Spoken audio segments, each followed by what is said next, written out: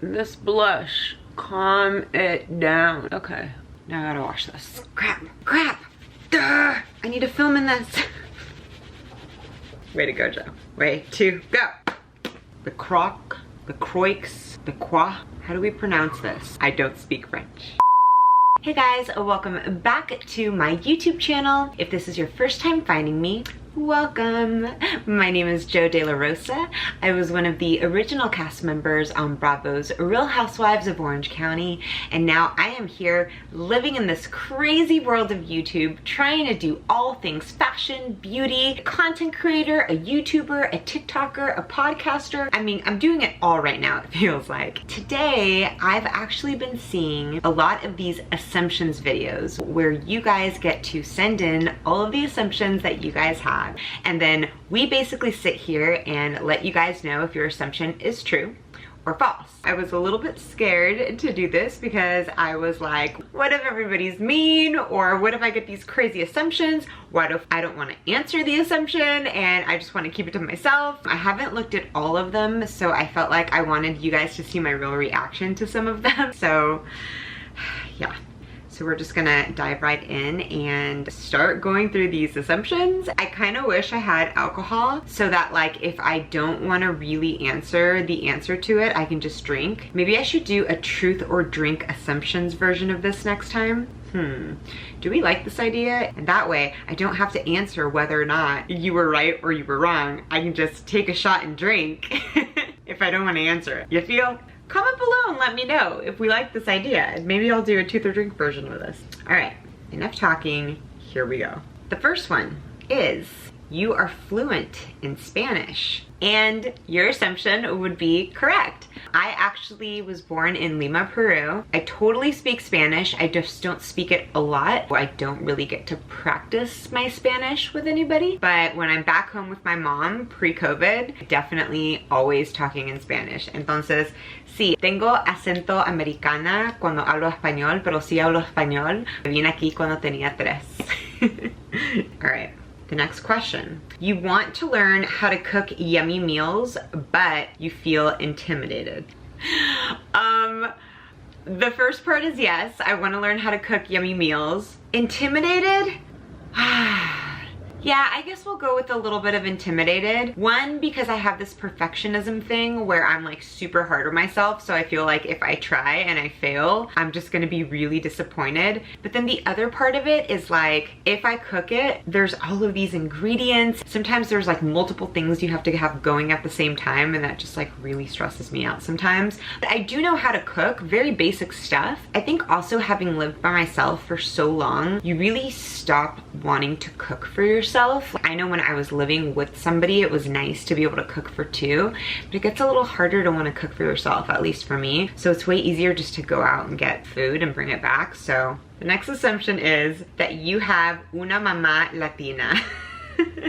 That I have a Latin mother, and absolutely I do. My mother is Latin. And for those of you that don't know what that means, she will tell me if I'm doing something right or if I'm not doing something right, and she will give me her opinion. I think that's where like my strong opinionated self came out of, was my mother. So yeah. All right, the next question is, you are naturally thin.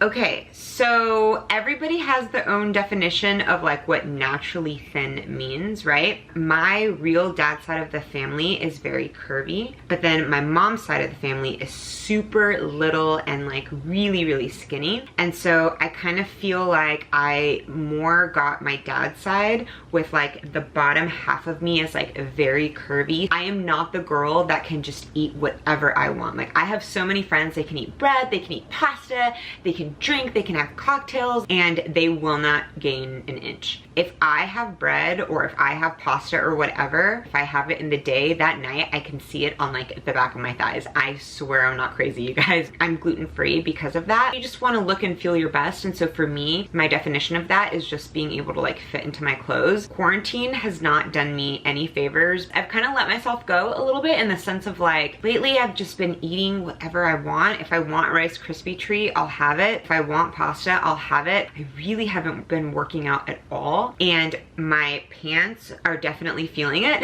which is why lately I've been living in leggings, but also I'm kind of okay with it. If I'm really honest, I feel like I just needed a little bit of a break from all of the insanity and protein shakes and egg whites and all of this stuff. So that's a really long answer to your question, but there it is. Okay, next question. You're high maintenance. Okay, so I see where you maybe have gotten this assumption. I mean, I was on a show called Real Housewives of Orange County, and I know that obviously that show really revolved around diamonds and the luxurious lifestyle of living behind the gates of Coto de Casa. So my definition of high maintenance is a girl who is very entitled and very demanding and very like, I need this and anything less I am not okay with, right?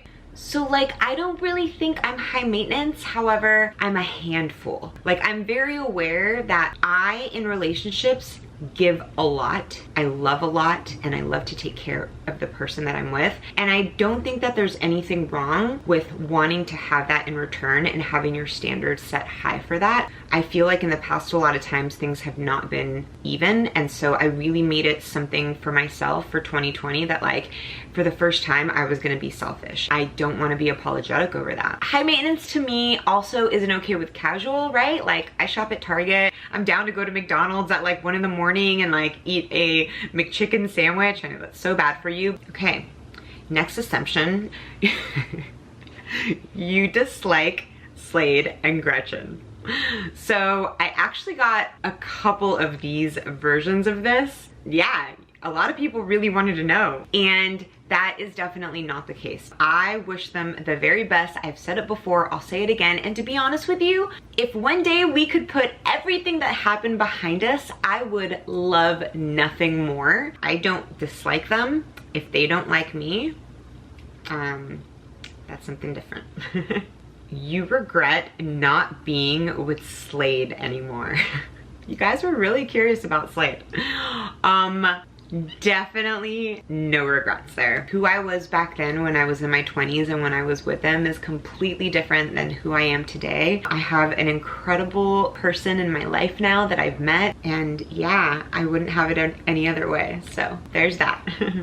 Another assumption, you never finished college. Okay, I actually did finish college. I graduated from UC Irvine with an English and comparative literature major. I got into UCLA for their dance program as well, but I ended up going into English Lit because I thought I wanted to go to law school. But yeah, I graduated magna cum laude, actually, top of my class. So that is when you have a 3.8 GPA and above. So I'm actually really proud of that. All right, the next assumption. You're trying to make your way in life, but you are confused in which way you want to go. That is definitely false. I feel like I've lived a lot of lives, and there was a time after the show where I thought I wanted to pursue one thing, and then that led me into something else, which was digital advertising, and then that led me into something else, which is what I'm doing now.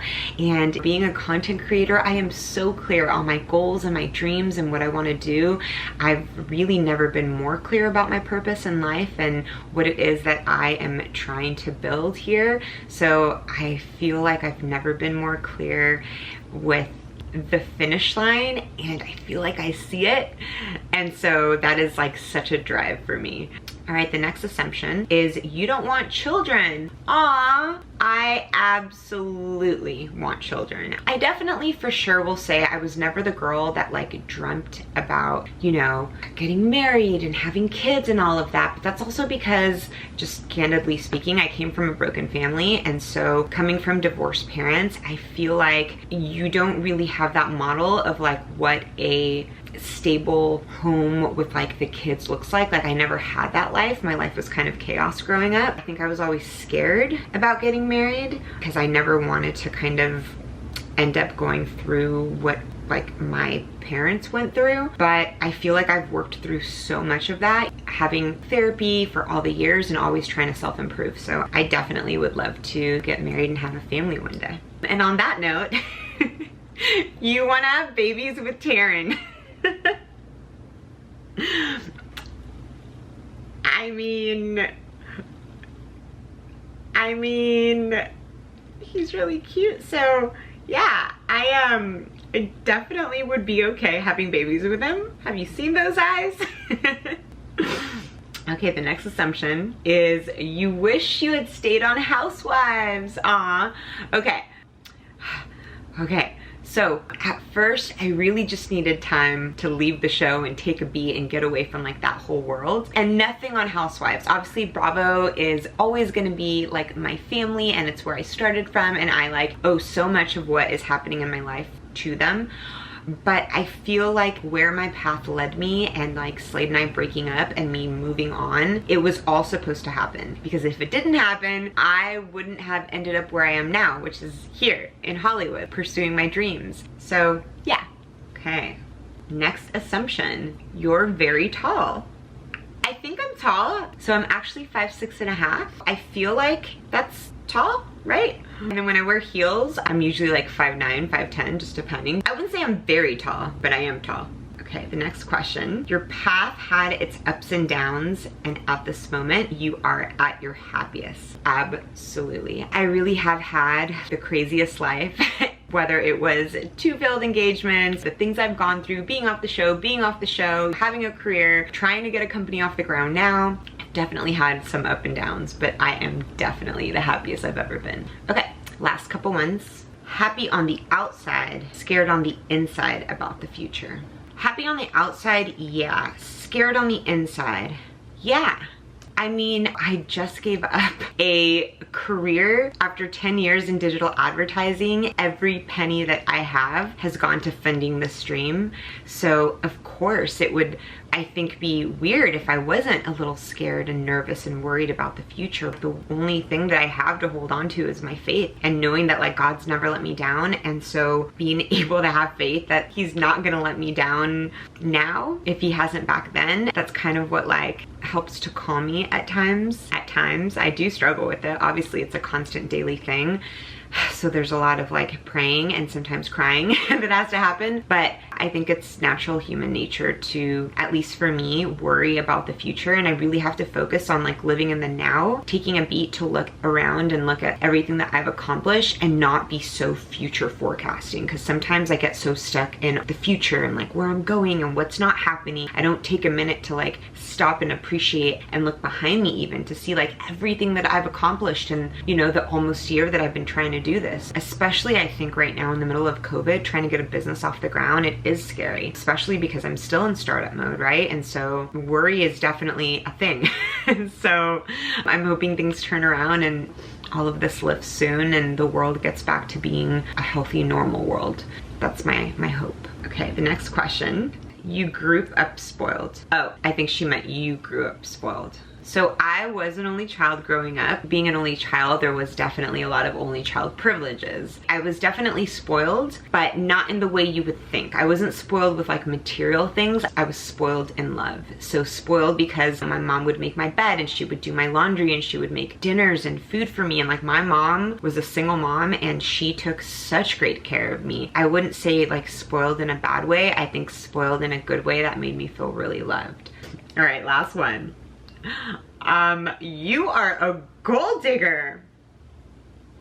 I mean, listen, if I was a gold digger, honey, I have never relied on anybody, even when I was engaged, to fully pay for my bills. I've always been independent and paid my own way. So that assumption needs to get ripped up to shreds. I am one of the most driven, ambitious, goal-oriented people that I know. Definitely letting somebody pay for all my stuff and then just coasting on that isn't the thing. That's probably why my first engagement didn't work. All right, guys, well, that's it.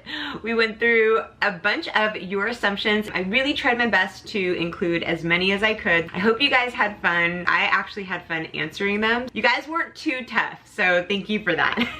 Did you guys like this video? Do you want to see more assumption videos like this? Comment below and let me know if this is the kind of video that you like. And I don't know, did we like this truth or drink idea where maybe next time I have some cocktails and like if I don't want to answer the assumption, I can just like drink, or does that give it away? I don't know. I'll sit and simmer on this.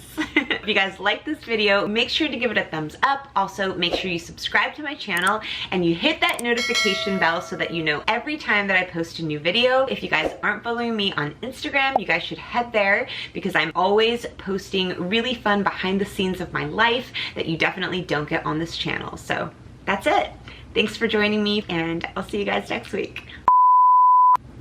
Of course you're gonna do this to me. Think of somebody, that's the sirens. Living in Hollywood. Oh, my foot's asleep. Oh, it's not over. Honking. So if you guys, what am I trying to say? Let's try that again.